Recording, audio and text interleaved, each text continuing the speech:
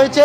এবং প্রচুর সংখ্যায় বাহিনী, সেই বাহিনী জল কামান স্প্রে করছেন ঠিকই, কিন্তু জল কামান স্প্রে করলেও এখান থেকে কিন্তু যারা আন্দোলনকারীরা রয়েছেন চার্জ করা হচ্ছিল এবং পাশাপাশি কিন্তু এখানে কিন্তু দেখতে পাচ্ছি আমরা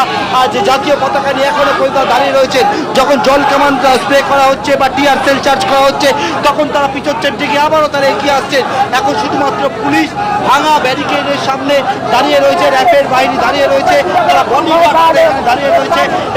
এবং বডিগার্ড করে দাঁড়িয়ে থেকে ঢাল নিয়ে দাঁড়িয়ে থেকে কিন্তু পরিস্থিতি